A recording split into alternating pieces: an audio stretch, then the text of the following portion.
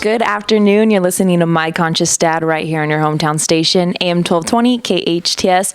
I am your host, Jasmine Urbina, here in the studio with my dad and co-host, Alex Urbina. And today we are going to be talking about certain things that we need from each other in our relationship in order to grow and continue to develop into being a loving and healthy relationship. Yeah, I think that there's something, special about having a healthy relationship where we have permission to ask for what we want, what we need. And it's a great opportunity, I think, for you and I to really, revisit this. We should be probably revisiting it, 2 or 3 times a year, in our relationship to really consciously make an effort to say, what is it you need from me? And so I think it's a good opportunity for both you and I to sit down and ask each other what we're looking for in our relationship. Yeah, I think we've done this a couple times before, but circumstances were different. I was younger, going through different things. You've learned a lot more as a parent, and I think it's very important. And I've gained a lot of knowledge and a lot more, I guess, information as to being a better daughter and a better sibling and human being all around just by touching bases with you for us it's been every couple of years, but I think it'd be very important, especially in different times in our lives, as a teen is different than coming into as a young adult. And I'm very excited to not only do this with you, but do this with you live on air with everybody listening. Yeah, the first thing, I kind of took a little time to sit down and collect my thoughts and think of what are the specific things that I need from you. And this isn't something that I want you to hear as your burden or something that, you have to put on your shoulders, and it's something that you need to give me. And I know that word I don't like the word need, because I don't like being in relationships where we're needy of things. But I want you to think of the word need more as a request. This is my request of you. And if it's information that I can give to you to prep you to be in a relationship with me that really supports me, and vice versa, I think that's what relationships are about, is about learning how to communicate effectively and being honest. But if you don't necessarily know what you need from me, then how am I supposed to know? But if you're doing that work consciously and you are discovering that, I want to know that. So I'll start first. I think what I need most from you is to not push me away and allow me to be vulnerable. In the times that I am being vulnerable and I, bring my wall down and I go searching for you because I haven't heard from you for a while, or I feel like I need to connect with you, and I, am reaching out to you and like I said, yearning to connect with you. I need those moments for you to not push me away. And that's my request of you, is that you really be more aware of when my walls are down and I'm coming to you from a loving, compassionate place, and you don't, because of your own fears, feel like you need to push me away. Okay, I hear your request, and I would also like to offer my first request of you, which was actually not to take things personally, which kind of goes a little bit with what you're asking of me. I feel like sometimes I need space or I need time, and I do push you away. I push mom away. I push everybody who needs me at that time away because I need me right now. And I feel bad, and I feel like you or anybody else that I'm pushing away is taking it personally, when really it has nothing to do with you. It has to do with me and the things that I'm going through and the things that I need to experience on my own. So how could I know that that's what's going on with you? And believe me, I don't take them as much personally as much as when I feel like you're either rejecting me or you're not receiving an effort that I'm making to reach out to you or to connect with you. I don't take it personal like I'm getting hurt, but I'm kind of training myself to notice it and then put it on the shelf. And I'm choosing now to notice it, put it on the shelf, and then be neutral about it. But nonetheless, I'm still noticing it. And so I still am perceiving it as that you're pushing me away, but not in a mean way. Like I know you still love me, and I'm choosing to interpret that maybe it's some fears that's coming up for you. But what you're saying to me right now, and correct me if I'm wrong, is that you're not pushing me away from a fear. You're pushing me away because you need some time to think or to sort things out. Is that what you're saying? Yeah, in certain situations, that's the case exactly. You're not wrong when you say that sometimes it comes from fear. I think almost any time we, as humans, push people away, especially for me, it's out of fear of either me not wanting to share, because I know that comes a lot with communication, is sharing like feelings and emotions and what you're thinking. And for me, that doesn't come naturally, and I have to work towards that. Almost in any relationship, not just a parent relationship, but I do naturally want to push you away when I don't want to share and necessarily tell you what's on my mind. That's why I need the time to think. So I think in both situations, they're pretty much the same situation. I'm afraid to share because I haven't even figured it out myself. And I think from now on, I might have to take a look at that and start letting you in, because you could help me in that situation where I need that time to think. I could have your input or mom's input, anybody that's willing to help me. And what I'll do is, in those moments, instead of making an assumption that you're pushing me away because you're afraid to let me in, or afraid to get hurt, or afraid to be rejected, I will, have a more conscious perspective that you just need some time to try to figure out what it is that you're feeling in that moment. And then I will make a conscious effort to ask you, hey, do you need some time to, think things out? And then instead of making that assumption, I'm just going to ask you flat out. Is that okay with you? Yes. Okay, I really like that. Right, Thank you.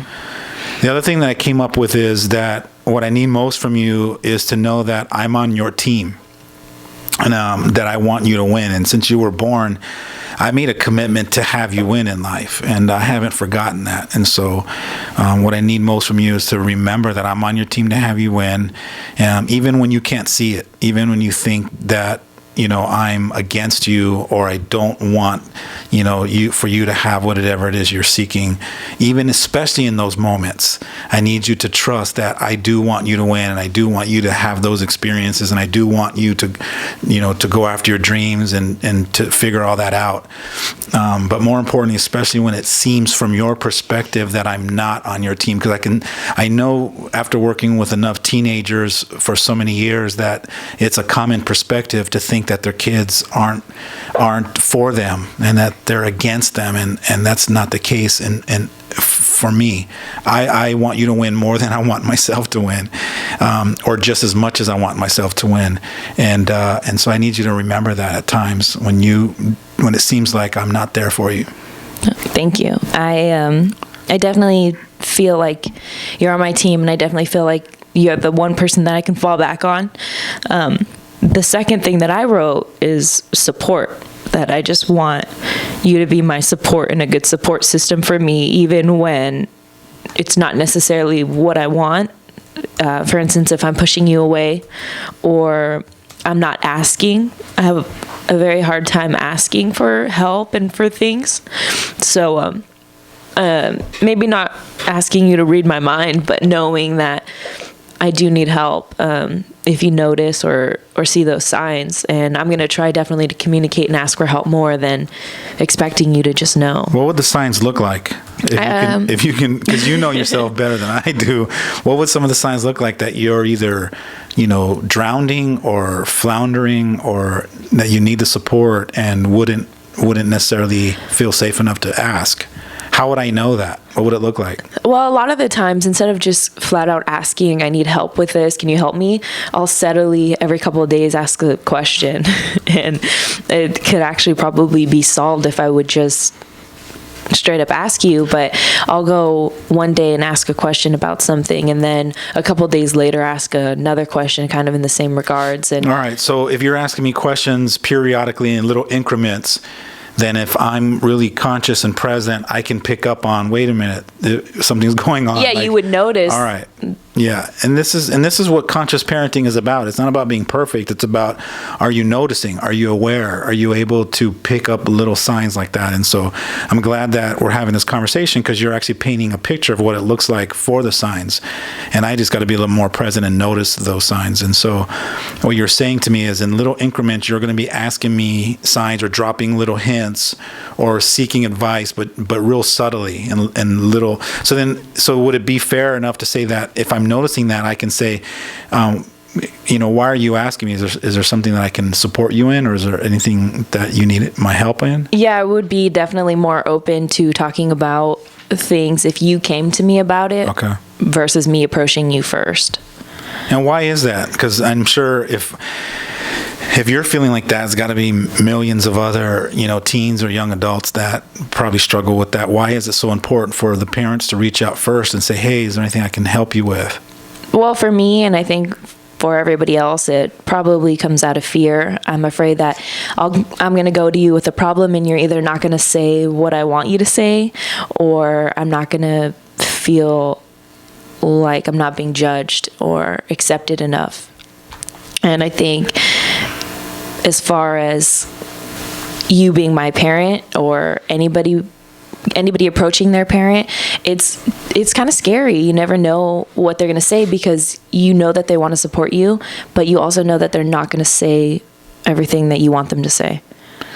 And is that in a good way? Because there's a lot of times when you need support, you need help, or you need advice, or you need my perspective, and I give it to you, a lot of the times it's not going to be exactly what you're looking for. Right, and that's what I'm afraid of, is that I'm either going to be wrong, or I'm going to have to take a look at the situation and now change it, because it's now been validated that it needs this attention. Got it.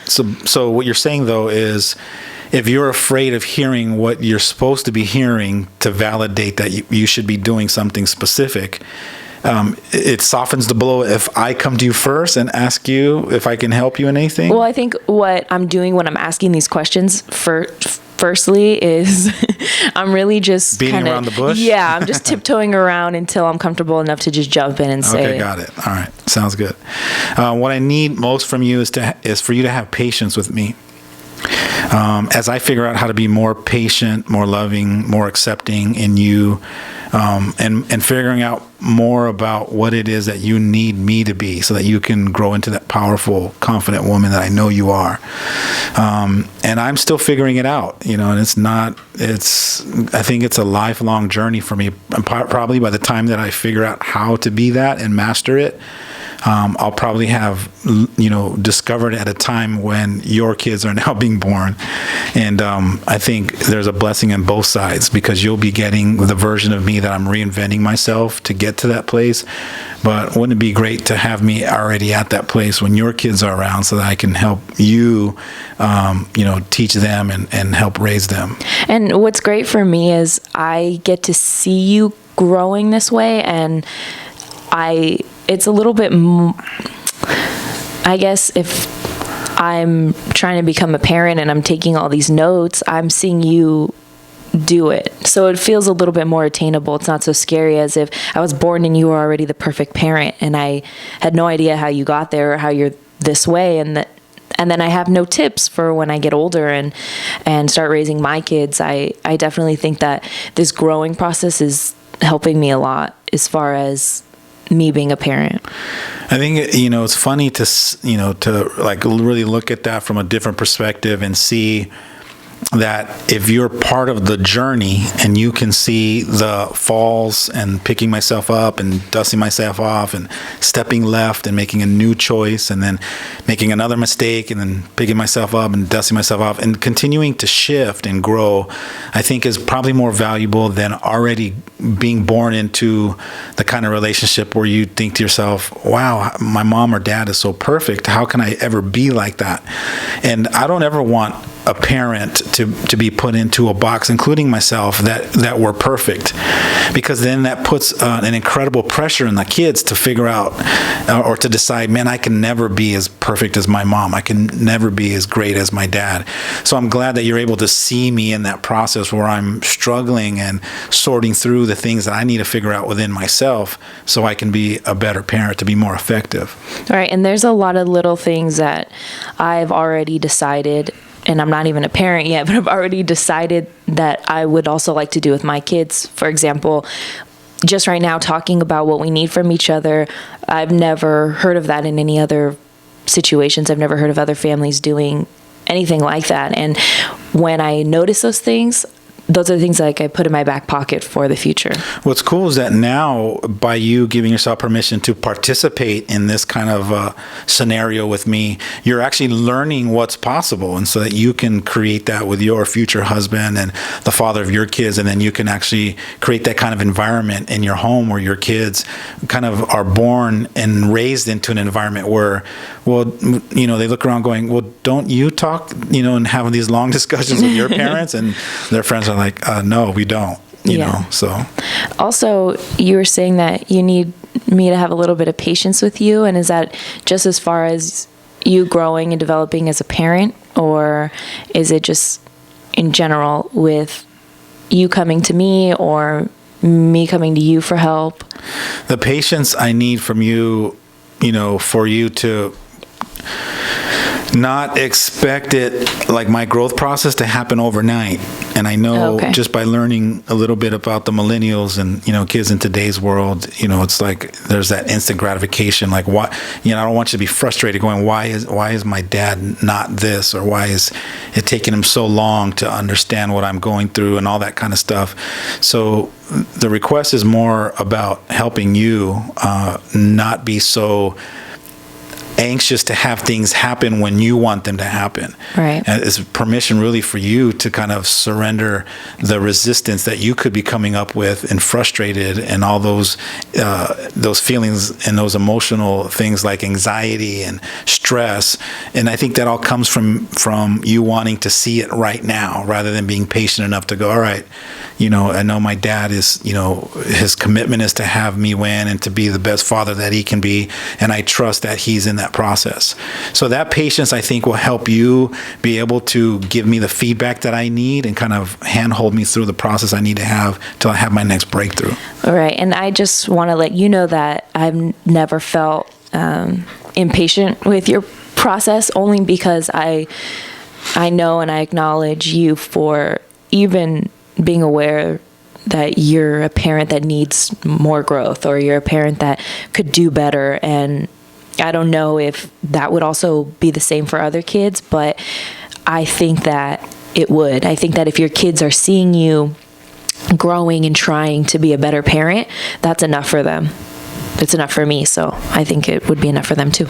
You know, and it's funny because I have that kind of feedback I get from some of my clients when, you know, they're kind of lost and they don't know how to explain to their kids what they're doing.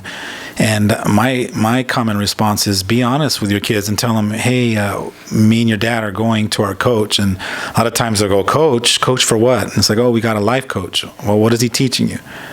And a lot of times I'll tell them, be honest, and just say he's teaching us how to figure out how to be a better parent. And when I give my clients permission to share like that with their kids, the common response I get from my clients is that the look on their face, they light up. And I think it's something inherent in our kids, that they want us to be better parents, and to tell our kids that I'm studying or I'm learning how to be a better mom or better dad. I think it's a great feeling for a kid to think like, oh, that's cool. Maybe it's they feel worthy enough, or they feel important that you as their mom or dad is even conscious enough to want to be a better parent. Yeah, I think it is a little bit of worthiness, but I feel like I'm excited for you because I'm excited for me. Because you're going to get the goodie out of it. Right, it's a little selfish, but I know that it's almost like a sacrifice, just another sacrifice that you guys are making for us, and a very, very valuable one at that. So I'm pretty excited about that. And, you know, my third one, I'm going to just say real quick, is just to understand. I just seek a little bit more understanding from you. I think that I try very hard to communicate effectively, and it's a little bit of a struggle for me. So I guess understanding that it's going to take a little bit more time for me. And also, I think that you and Mom see me a little bit older than I am, and maybe just understanding that I'm only 20 years old and that I'm trying. So what I'm hearing you say is that you're asking me to be more patient. Yeah. and trust that your journey is exactly where you're supposed to be at. And it's funny because that's what I do believe. I do believe that you're exactly where you're supposed to be at. As much as that frame of mind and that belief that I'm practicing how to live in each new moment is helping me become to the place that I am now. And I know that I can really take that to a whole nother level to kind of give you that space to figure out who you are and for you to remember how amazing you are. I hope that at least the learning curve is somewhat supporting you. Yeah, and to some degree. It is. And I think that for other parents out there listening, if your kid isn't, well, I guess this is for parents whose kids are self-aware and are trying to work on themselves, that they know that they're going to get there eventually. And it's kind of hard, I think, for parents to see that if they don't see anything. For me, I don't really share every single time I have a personal breakthrough. So just understanding that stuff's going on, just because you don't see it doesn't mean it's not there. That's right. Just because it's not happening the way we want to see it and it's being shared every day doesn't mean that you're actually not having that growth process and it's not actually happening. Right. And we'll talk more about it after the break. Stay tuned for more of My Conscious Dad right here on your hometown station, AM 1220 KHTS.